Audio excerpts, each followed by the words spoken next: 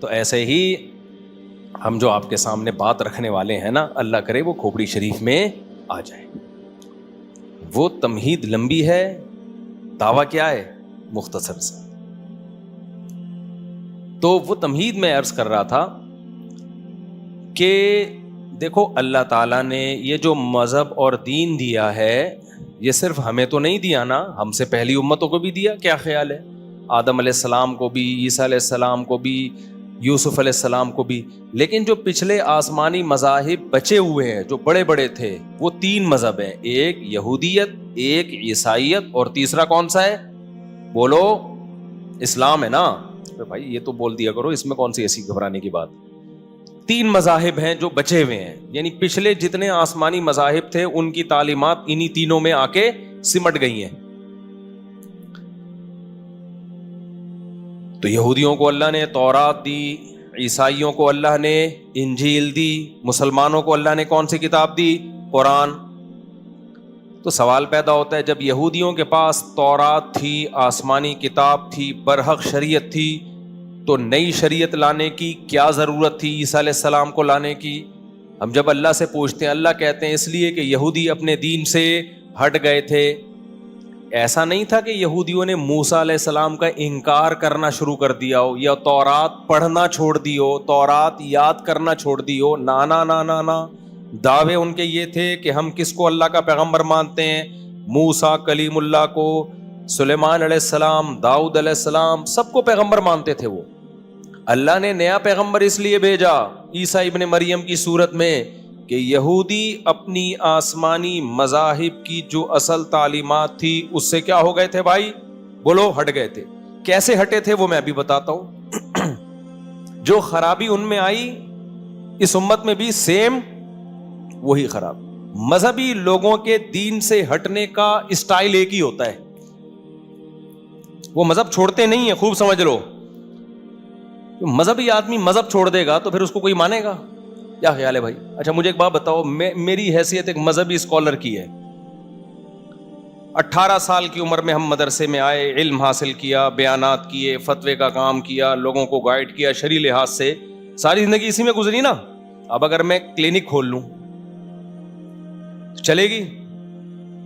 Business کے مشورے کے لیے کوئی ورک شاپ بنا لوں چلے گی؟ لوگ بولیں گے آپ کی ایکسپرٹیز کس میں زندگی، آپ تجارت کے مسائل بتاؤ، نکاح طلاق کے مسائل بتاؤ، حقوق کے مسائل بتاؤ، انشورنس، اسلامک بینکنگ، ان پہ آپ کام کرو جو آپ کا ٹاپک ہے. آپ اب کیا ڈاکٹر بنو گے اس عمر میں؟ MBBS کرو گے آپ؟ اگر کر بھی لوگے تو آپ سے پرانے لوگ جو کئی لوگوں کو قبرستان پہنچا چکے ہیں، تجربہ ان کا آپ سے زیادہ ہے. بہت سے قبرستان پہنچا کے اب وہ ایکسپرٹ ہو گئے، ان کو پتا ہے یہ والا ٹیکا لگانے سے بندہ کہاں چلا جاتا ہے؟ قبرستان. اب وہ ٹیکا نہیں لگائیں گے، وہ تجربہ ہے. آپ تو اب نئے سرے سے تجربہ شروع کرو گے بھائی. آپ مفتی صاحب چاہے MBBS کر بھی لو، اب ہم آپ کا MBBS بولو نہیں مانیں گے. یہی ہوگا نا. علاج کے لیے ہم جائیں گے جن کو جو 18 سال 20 سال میں کر چکے تھے، ان کے تجربے ہیں. تو مذہبی آدمی جو مذہب کو فالو کرنے والے اسکالرز ہیں، ان کو مذہب کے اندر رہتے ہوئے ہی وہ کام کر سکتے ہیں. ان کی مہارت کس میں ہے؟ مذہب میں. اب اس میں ہوتا کیا ہے کہ یہودیوں نے مذہب کا لیبل لگا کے یہودی ٹریک سے جس اسٹائل میں ہٹے ہیں، تب اللہ نے نیا پیغمبر بھیجا کہ یہ اپنے مذہب کو چھوڑ چکے ہیں. حالانکہ یہودی تو اب تک کہتے ہیں ہم نے اپنا مذہب، بولو نا، نہیں چھوڑا. اللہ کے اگر نہیں چھوڑا ہوتا تو اللہ نیا پیغمبر بھیجتے؟ بولو نا. جو یہودیوں کے مذہبی اسکالر ہیں وہ کہتے ہیں ہم تو نہیں چھوڑا، ہم نے دیکھو ہماری داڑھی دیکھو کتنی بڑی ہے اور ہم تو نماز پڑھتے ہیں. بھائی کوئی تو فالٹ ہوگا تمہارے اندر جو اللہ نے عیسیٰ ابن مریم کو بھیجا. پھر عیسائی دنیا میں آئے، بڑا کام لیا، ان کی بڑی حکومتیں دنیا میں قائم ہوئیں. کوئی تو فالٹ ہوگا کہ اللہ نے عیسیٰ ابن مریم کی تعلیمات کو منسوخ کر کے محمد صلی اللہ علیہ وسلم کو بھیجا. کیا عیسائیوں کا مذہب سے رشتہ ختم ہو گیا تھا؟ بولو نا. نا نا نا، مذہب سے رشتہ 400-500 سال پہلے تک عیسائیوں کا بہت مضبوط تھا. ریاست کا قانون عیسائیت تھا. اسٹیٹ ناروے میں 2011 میں مذہب اور اسٹیٹ کا رشتہ ختم کیا گیا ہے. ناروے میں نہیں آئی میرے خیال بات. یعنی اب جا کے بالکل انہوں نے مذہب اور اسٹیٹ کو, ریاست کو ایک دوسرے سے بالکل جدا کر دیا. یعنی اب تک اس کی باقیات چلی آ رہی ہیں. 400-500 سال پہلے تک تو عروج پر تھی عیسائیت. تو مذہب سے رشتہ اگر ختم ہوا ہوتا تو یہ اتنے اثرات کیوں ہوتے؟ آج بھی عیسائیت کی تعلیمات پڑھائی جاتی ہیں, پڑھی جاتی ہیں. دنیا میں بے شمار پادری ہیں, بے شمار چرچ ہیں, اتنے بڑے بڑے چرچ. کیا آپ کی سوچ ہوگی آج ایسا ہے تو 1400 سال پہلے کیسا ہوگا؟ خود سوچو. کیا خیال ہے بھائی؟ 1400 سال پہلے کیا حالت ہوگی؟ عیسائیت کی عروج پر تھی. پھر کیا ضرورت تھی اللہ میاں کو نیا نبی بھیجنے کی, لوگوں کو لڑائیوں میں ڈالنے کی؟ جب نیا پیغمبر آئے گا تو پرانوں سے جو باطل مذہب کو فالو کر رہے ہیں ان سے مناظرے بھی ہوں گے, جنگیں بھی ہوں گی. ہوئی نا, وہ تلوار اٹھی ہے پوری دنیا. صلاح الدین ایوبی کی یہ جو صلیبی جنگیں ہیں یہ تو ساری عیسائیوں سے ہوئی ہیں. تو اللہ میاں نے کیوں عیسیٰ علیہ السلام کی انجیل کو منسوخ کیا؟ کیا عیسائیوں کا مذہب سے رشتہ ختم ہو گیا تھا؟ اگر یہ سوال اٹھایا جائے, نہ, مذہب سے رشتہ ختم نہیں ہوا تھا. ختم ہو جاتا ہے نا. اللہ کہتے ہیں کوئی مانتا ہی نہیں تورات کو, کوئی مانتا ہی نہیں انجیل کو, چل اب نیا نبی بھیجتا ہوں. نہیں بھائی, تورات کے نام پہ کٹنے والے پہلے بھی تھے, آج بھی ہیں. انجیل کے نام پہ کٹنے والے پہلے بھی تھے, بولو, آج بھی ہیں. ایک فالٹ پیدا ہوا تھا ان میں. کیا پیدا ہوا تھا؟ ٹیکنیکل قسم کا فالٹ, جو اس امت میں بھی پیدا ہو چکا ہے. لیکن اس امت میں اور پچھلی امتوں میں فرق یہ ہے کہ پہلے جب من حیث القوم امت میں ٹیکنیکل فالٹ پیدا ہوتا تھا تو اللہ نئے پیغمبر کو بھیجتے تھے. اس امت میں نیا نبی نہیں آئے گا. اس امت میں اللہ نے ہمیں بتا دیا قرآن میں بھی حدیث میں بھی کہ ٹیکنیکل فالٹ تو پیدا ہوں گے. لَتَتَّبِعُنَّ سُنَنَ الَّذِينَ مِن قَبْلِكُمْ, تم بالکل وہی غلطیاں کرو گے. حدیث میں ہے کہ جو پچھلی امتوں نے کی ہے, یہود و نصارہ نے کی ہے. حتیٰ کہ ان میں سے کوئی کسی گوہ کے بل میں گھسنے کی کسی نے کوشش کی ہوگی نا, تم بھی گھسنے کی کوشش کرو گے. گوہ کا بل انسان گھس سکتا ہے اس میں؟ بولتے کیوں نہیں بھائی؟ ابے جو جنگلوں میں گوہ نہیں گھوم رہی ہوتی, بل بنا کے رہتی ہے, انسان کے رہنے کی جگہ ہی ہے. لیکن نبی نے فرمایا تم اتنے الٹے کام کرو گے نا. یہودی عیسائی نے اگر ایسا الٹا کام کیا ہوگا نا جو کسی طرح سے بنتا ہی نہیں ہے. یعنی تم نے دیکھا انگریز لوگ گوہ کے بل میں گھسنے, تم نے کہا ترقی یافتہ قوم ہے یار, ہم بھی یہاں گھستے ہیں, شاید ہم چاند پہ پہنچ جائیں ایسا کر کے. نہیں آ رہی میرا خیال ہے بات؟ ہر الٹے کام میں کس کو فالو کرو گے تم؟ یہود و نصارہ. ہمارا سیکولر طبقہ تو کر رہا ہے نا, ہومو سیکشولیٹی کتنا الٹا کام ہے. ہمارا سیکولر طبقہ عورت کی آزادی, آزادی کا مطلب کپڑوں سے آزادی, اس میں کس کو فالو کر رہا ہے؟ انگریزوں کو. تو پاگل ہو گئے ہیں ابے بھائی. اس کی ترقی کا کپڑوں سے تعلق, وہ برقع پہن کے بھی ترقی ہو سکتی ہے, لیکن بس پاگل ہو گئے ہیں. وہ گوہ کے بل تو ایک مثال ہے کہ اتنا الٹا کام جس کی کوئی لاجک بنتی نہیں ہے. نبی نے فرمایا تم بھی وہ اس لیے کرو گے کہ پہلوں نے کیا ہے. عقیدت اور نفرت انسان کو کیا کر دیتی ہے؟ اندھا. کسی کی عقیدت میں بھی انسان پاگل ہوتا ہے. دیکھو جس بزرگ سے عقیدت ہو نا, وہ اگر بہت بھاری بھرکم ہے, آپ کو عقیدت ہے تو آپ بولو گے یار برکت کسے کہتے ہیں؟ اسے بولتے ہیں برکت. ہم بھی کھاتے ہیں, لگتا ہی نہیں ہے. حضرت دیکھو تھوڑا سا کھاتے ہیں, 4 گنا اللہ اس نوالے کو بڑھا دیتا ہے. لیکن یہی اگر نفرت ہو تو پھر آپ بولو گے لگتا ہے حلال کا نہیں ہے. تو یہ ہے نا, جب عقیدت انسان کو ہوتی ہے تو ہر برے عمل کی لاجک, محبت ہوتی ہے تو ہر اچھے عمل کو بھی الٹا کرتا ہے انسان. تو نبی صلی اللہ علیہ وسلم نے ارشاد فرمایا کہ تم پچھلی امتوں کو فالو کرو گے ایک ایک چیز میں. تمہارا لبرل طبقہ ان کے لبرل طبقے کو فالو کرے گا, حدیث کا مفہوم بیان کر رہا ہوں. تمہارا مذہبی طبقہ ان کے مذہبی طبقے کو فالو کرے گا. ہمارا لبرل طبقہ انگریزوں کے لبرل کو فالو کر رہا ہے. میں کہتا ہوں تمیز سے فالو کرو. پھر انگریز کے ہاں چڈی مڈی بنیان بھی کافی ہے, پورے پراپر ڈریس نہیں ہے. پورا فالو کرو یار, آدھے تیتر آدھے مٹیر مت بنو. ابھی ایک آیا تھا نا ایک سیکولر آدمی کا انٹرویو کہ نکاح بھی نہیں کرنا چاہیے, گرل فرینڈ بھی ٹھیک ہے, تو صحیح کہا اس نے, بالکل نہیں کرنا چاہیے. ابھی سے کتا لے کے پال لو, بڑھاپے میں اس سے اچھی خاصی محبت ہو جائے گی, تو تمہارے حساب سے ٹھیک ہے, یہ بالکل صحیح ہے. تو وہ پورا لبرل ہو گیا نا, وہ بالکل ایک طرف ہو گئے تو اچھا ہے. پھر یہ تکلف چھوڑ دو بالکل, یہ نکاح بکا کا. اور پھر وہ اولڈ ہاؤس بھی بنا کے رکھو اپنے لیے, بتا دو 60 سال میں میرے لیے یہ اولڈ ہاؤس ہے, مجھے یہاں دفن میں بھی نہیں ہوگا, وہاں جاؤں گا. اور پھر مرنے کے بعد یہ اوون ہے, اس میں میری لاش کو جلا کے راکھ بنا کے پودوں میں ڈال دیا جائے گا. تو سیکولر بنو تو تمیز سے بنو. اس پہ پورا بیان ہے, ایسا نہ آپ بن جائیں جا کے, پہلے پورا بیان سن لیے گا. اتوار کو میں نے پورا بیان اس ٹاپک پہ کیا ہے. تو خیر, تو میں آپ سے عرض کر رہا ہوں کہ ہمارا مذہبی طبقہ ان کے مذہبی طبقے کو, ہمارا سیکولر طبقہ ان کے سیکولر طبقے کو, سارا اسی کو فالو کریں گے ہم. لیکن نبی صلی اللہ علیہ وسلم نے اس امت میں ایک خوشخبری ہمیں دے دی کہ یہ امت پچھلی امتوں کی طرح گمراہی پہ جمع نہیں ہوگی. اور اس امت کے جو علماء ہیں وہ انبیاء کے وارث ہیں, وہ کام کریں گے جو پیغمبر آ کے کرتے تھے. یعنی اگر گمراہ علماء کریں گے تو سیدھے راستے پہ چلانے کے لیے نئے پیغمبر نہیں آئیں گے, بلکہ سیدھے راستے پہ بھی چلانے والے کون ہوں گے؟ علماء ہوں گے. وَجَعَلْنَا مِنْهُمْ أَئِمَّةً يَهْدُونَ بِأَمْرِنَا لَمَّا صَبَرُوا وَكَانُوا بِآيَاتِنَا يُوقِنُونَ. پچھلی امتوں میں بھی علماء آئے ہیں جو صبر کے ساتھ لوگوں کو سیدھا راستہ دکھاتے تھے. تو اس امت میں تو یہ امت گمراہی پہ جمع نہیں ہو سکتی.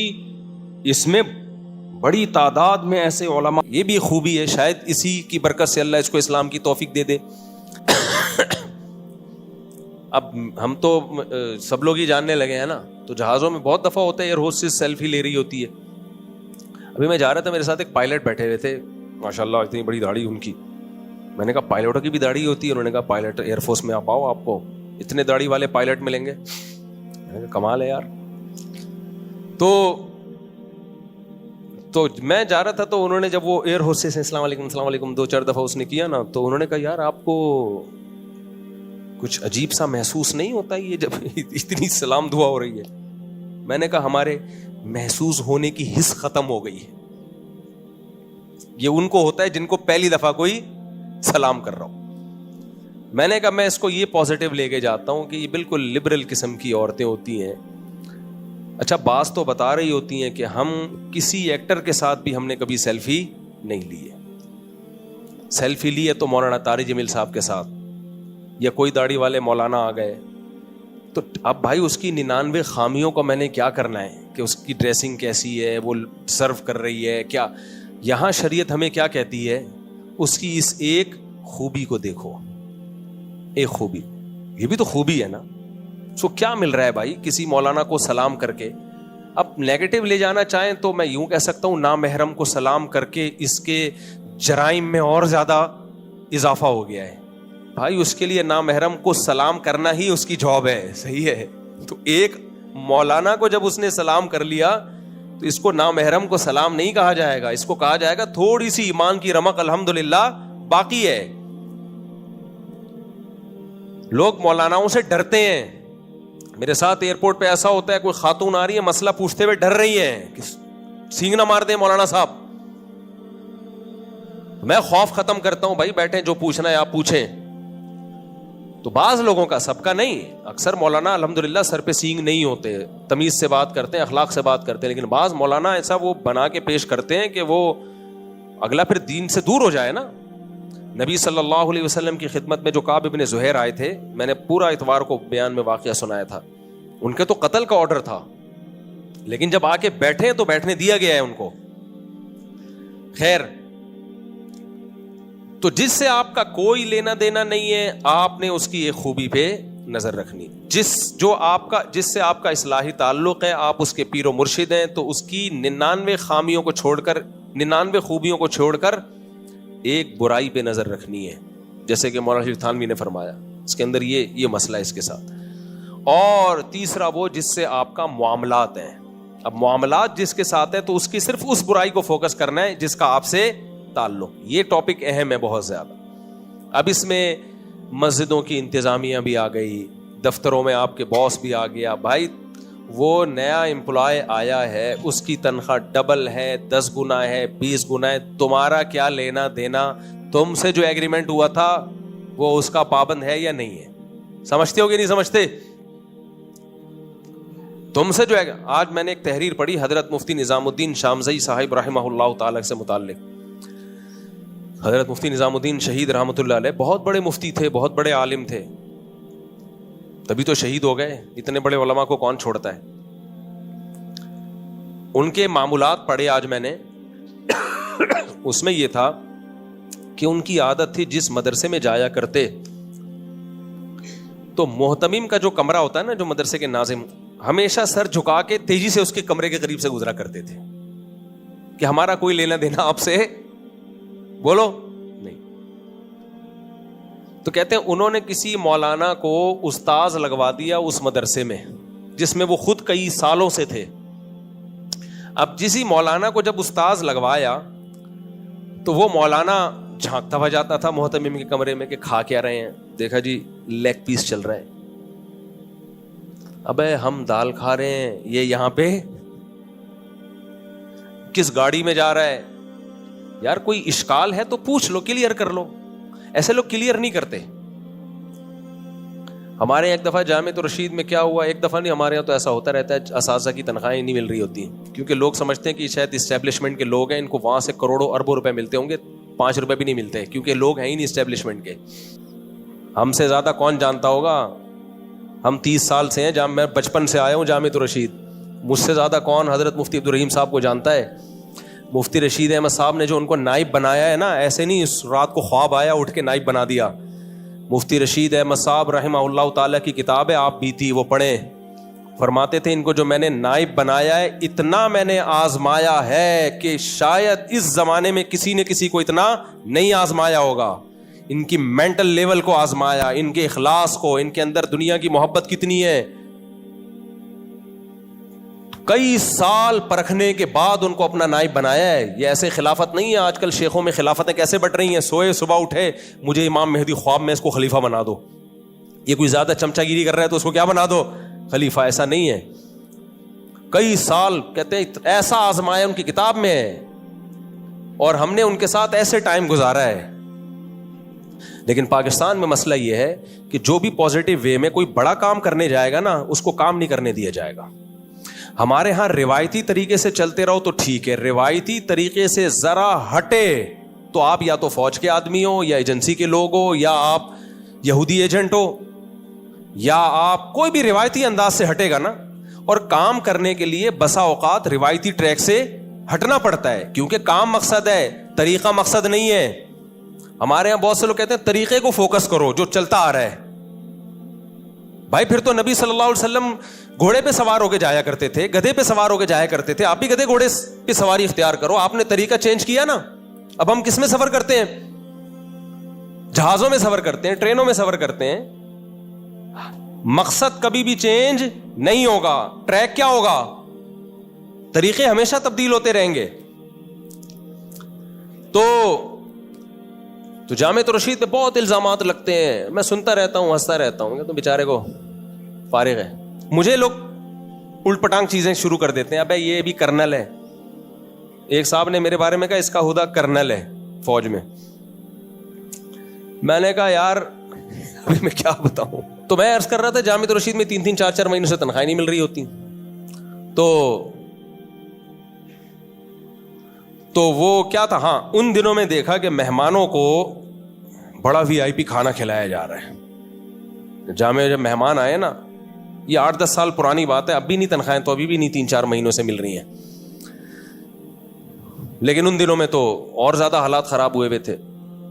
تو کسی نے آ کے دیکھا کہ یار مہمانوں کے تو مرغے چل رہے ہیں یہاں پہ, اور ٹیچروں کو تنخواہیں نہیں دی جا رہی. اس نے ادھر ادھر باتیں بنانا شروع کر دی. مجھے بھی بتایا گیا, میں نے کہا میں پوچھ کے بتاتا ہوں.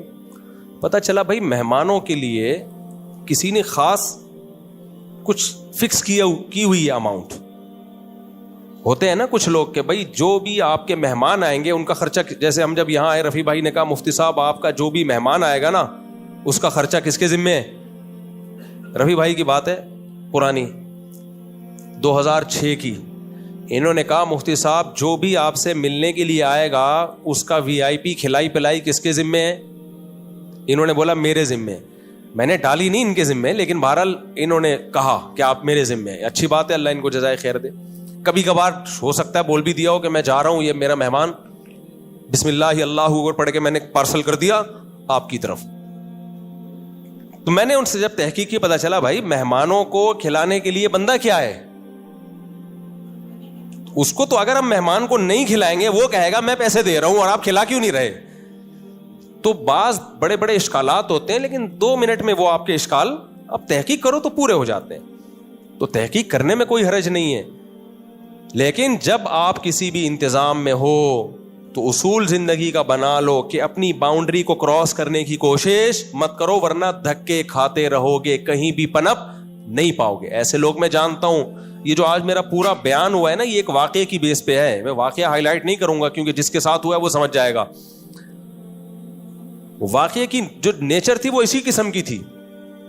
کسی ادارے میں اچھی بھلی جاب کر رہے ہو, میرے پاس آئے, یار اس ادارے میں یہ غلط ہو رہا ہے, اس میں یہ غلط ہو رہا ہے, یہ کرپٹ لوگ ہیں, یہ فلانے لوگ ہیں. میں نے کہا تو جاب کر رہا ہے, اپنی جاب کرتے رہے آرام سے, تیرے بیوی بچے ہیں, تمہیں گناہ نہیں ہوگا.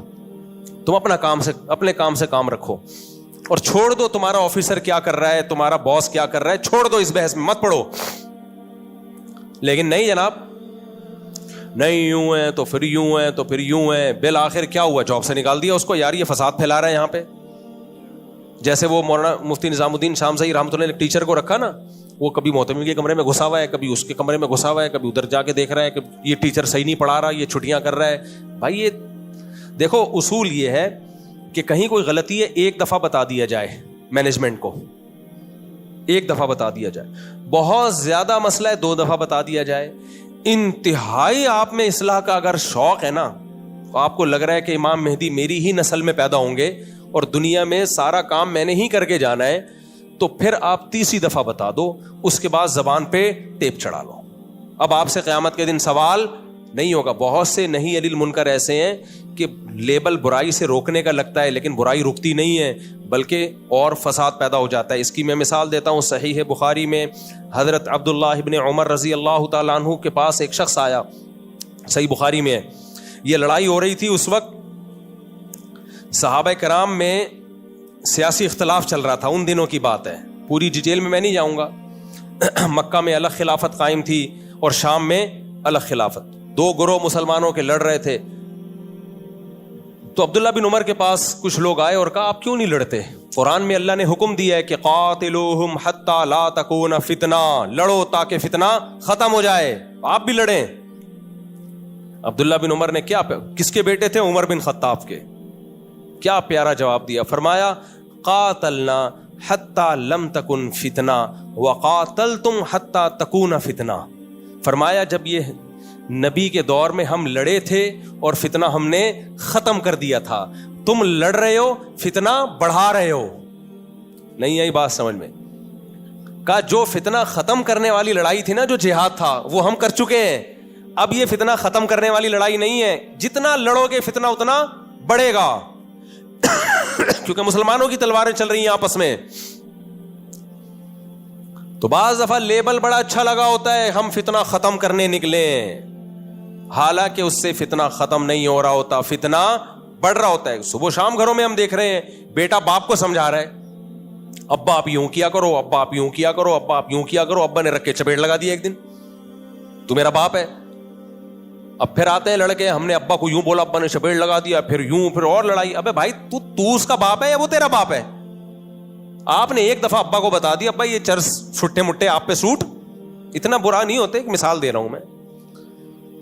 تو ابا یہ آپ پہ سوٹ نہیں کرتا, بس 1 دفعہ 2 دفعہ 3 دفعہ, اس کے بعد چپ.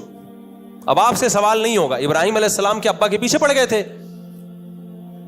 ابراہیم علیہ السلام نے ابا کو سمجھایا کہ آپ بتوں کو مت بنایا کریں, مجھے ڈر ہے اللہ کا عذاب نہ آ جائے, پورا رکوع ہے سورہ مریم کا. لیکن ابا نے کوئی پازیٹیو رسپانس نہیں دیا. ابا نے کہا لأرجمنک, میں تجھے پتھروں سے مار کے ہلاک کر دوں گا, وہجرنی ملیا, مجھے میرے حال پہ چھوڑ دے. جب دیکھا نا بھائی یہاں تو کوئی امید نہیں ہے, تو اب یہ نہیں کہ پھر ابا نہیں, ابا بتوں کو چھوڑ دو, ابا جہنم میں جاؤ گے, میں نہیں چاہتا آپ جہنم میں جاؤ. بھائی اس سے وہ جہنم سے تو نہیں بچیں گے. آپ کی جو مشن ہے, آپ کی جو دعوت ہے, وہ ایک ابا پہ رہ کے بند ہو جائے گی, اس کے علاوہ آپ کچھ بھی نہیں کر سکیں گے. ابراہیم علیہ السلام نے دیکھا کہ جب یہاں دعوت کا فائدہ نہیں ہے تو چھوڑو, کہیں اور جا کے محنت کرو, ہجرت کی وہاں سے. تو ہمیں پیغمبروں کی سیرت سے بھی یہ ملتا ہے. سمجھ رہے ہو کہ نہیں سمجھ رہے؟ تو کہیں بھی آپ ہیں, آپ نے اپنی لمٹ کو کراس نہیں کرنا. تو وہ جو محتمم تھے نا, جو مفتی نظام الدین صاحب نے جس کو رکھا, وہ سوری جو ٹیچر کو, تو وہ کبھی وہاں گھس رہا ہے کبھی وہاں گھس رہا ہے. بالآخر لکھنے والے نے لکھا کہ 1 سال کے بعد حضرت مفتی صاحب نے آرڈر دیا اس کو نکال دو یہاں سے, یہ فساد ہے, یہ جہاں بھی جائے گا یہی کرے گا, جا کے کبھی اس کو دیکھے گا. کچھ محلے میں ایسے لوگ ہوتے ہیں, ہر محلے کے ہر گھر میں گھسے ہوئے ہوتے ہیں. وہ کس کے ہاں طلاق ہو رہی ہے, کس کے ہاں نکاح ہو رہا ہے, کس کی بچی گھر سے بھاگ رہی ہے, کس کی بہن سے کس سے تعلقات چل رہے ہیں. ساری نالج ہوتی ہے ان کو, کیونکہ اچھی بات نہیں ہے یہ. ہاں تو میں بتا رہا تھا کہ وہ جو نوجوان کا واقعہ نا, اب اس کو میں نے سمجھایا, میں نے کہا بھائی تو غلط ہو رہا ہے, صحیح ہو رہا ہے, چھوڑ, تو اپنی جاب کو فوکس کر, اپنے افسروں کو مت دیکھ. نہیں جناب, چھوڑ دی جاب. جاب چھوڑنے کے بعد بے روزگار ہو گئے, بے روزگار ہونے کے بعد ٹینشن میں گئے, ٹینشن میں جانے کے بعد بس کیا ہوا آگے چھوڑو, میں حذف کر رہا ہوں. تو کبھی بھی فسادی بن کے زندگی مت گزارو, ہمیشہ مصلح بن کے زندگی گزارو. میرا معاملہ دیکھ لو یہاں الفلاحیہ مسجد میں, 20 سال سے میں امپلائی ہوں یہاں پہ. ان کو میں نے بولا میں آپ کا ملازم ہی ہوں, میں آپ کا باپ نہیں ہوں. ایک دفعہ مجھے کوئی بات کہتے ہیں, مجھے کہا نا پنجرہ ہٹا لو, ایک دفعہ کہا, میں نے پورا یہاں سے سیٹ اپ کیا کر دیا. آپ نے دیکھا ہوگا یہاں مرغیاں بطخیں یہ سب گھوم رہی ہوتی تھی نا پیچھے, پوری وہ بکریاں کا پورا. صدر نے ایک دفعہ کہا یہاں سے مفتی صاحب یہ سب ہٹا لو, تو پوچھو 1 سیکنڈ بھی نہیں لگا ہٹانے میں. سمجھتے ہو؟ یہ میں اس لیے بھی وضاحت کر رہا ہوں کہ کچھ لوگوں میں نا بہت چک چک چک چک پک پک چل رہی ہے, یہ کیا مفتی صاحب یہاں سے جا رہے ہیں, مفتی صاحب یہاں سے کیا ہو رہا ہے, کیا ہو رہا ہے. بھائی کچھ بھی نہیں ہوا. صدر صاحب نے بولا یہ لوگوں کو اعتراض ہے. میں نے کہا لوگوں کو نہیں, آپ بتاؤ آپ کو ہے کہ نہیں. لوگوں کو اعتراض ہو تو مجھے آگے بتائیں نا. اچھا یہ بھی صدر کا اکثر کمیٹیوں میں ہوتا ہے, جو کرنا خود ہوتا ہے بلی کس پہ ڈالی جاتی ہے, پبلک کہہ رہی ہے. میں نے کہا پبلک کہہ رہی ہے نہیں کہہ رہی, مجھے اس سے غرض نہیں ہے, آپ بتاؤ. انہوں نے کہا آپ ہٹا دیں. میں نے کہا ٹھیک ہے ہٹا دیں. لوگوں نے مجھے کہا بھائی کیوں ہٹا رہے ہو. میں نے کہا ہمارے باپ کی جگہ نہ ہماری خریدی بھی جگہ ہے بھائی, انتظامیہ کی اجازت سے لگایا تھا. انہوں نے کہا ہٹا لو, تو ہم نے ہٹا لیا. اس سے انسان خوش رہتا ہے, ٹینشن میں نہیں جاتا. ہمیشہ محنت اپنی جگہ جب ہو بھائی, آپ کی اپنی ذاتی پراپرٹی ہو, پھر کوئی ہٹا کے دکھائے, پھر آپ لڑو بھی. ہوتا یہ کہ ہمیشہ اچھا انسان کو افسوس اس وقت ہوتا ہے جب آپ بالکل فیئر چل رہے ہو اور پھر کوئی آپ کے بارے میں خبریں اڑا دے کہ مفتی صاحب قبضہ کرنا چاہتے ہیں. تو یہ بھی ہوتا ہے. تو اس سے بھی ٹینشن میں نہیں آؤ کہ بھائی ہم نہیں چاہتے, صحیح ہے نا, ہم نے قبضہ کرنا ہوتا کر لیتے. تو آپ بولتے رہو قبضہ کرنا چاہتے ہیں. تو گھر میں دیکھ لو, دفتروں میں دیکھ لو, مسجدوں میں دیکھ لو, جو آپ کے پاس رائٹس ہیں کبھی بھی ان سے تجاوز کرنے کی کوشش بولو مت کرو. مسجد میں کسی کو امام لا کے رکھ لو نا, سارے امام ایک جیسے نہیں ہوتے. تھوڑے دنوں میں وہی امام کیا بنا ہوا ہوتا ہے, باپ بنا ہوا ہوتا ہے. کمیٹی کو ٹھڈے لین لگا کے اس نے سائڈ پہ کیا ہوا ہوتا ہے. پھر وہ چندے بھی لے رہا ہوتا ہے ادھر سے ادھر سے, کوئی پوچھنے والا نہیں ہے. تو حیثیت کو تو پہچانے بھائی, تمہاری کیا حیثیت ہے. گھروں میں فسادات, دفتروں میں فسادات. میں مفتی رشید احمد صاحب رحمہ اللہ کو وہ ملفوظ پہلے مکمل کروں. انہوں نے فرمایا کہ جب بھی کسی ادارے میں کسی نظام میں کوئی خرابی ہو, مدرسے میں یا کالج میں, یونیورسٹی میں, دفتر میں, ایک دفعہ بتاؤ کہ یہ غلط ہو رہا ہے. بہت زیادہ کتنی دفعہ؟ 2 دفعہ. بہت زیادہ ہوا تو 3 دفعہ.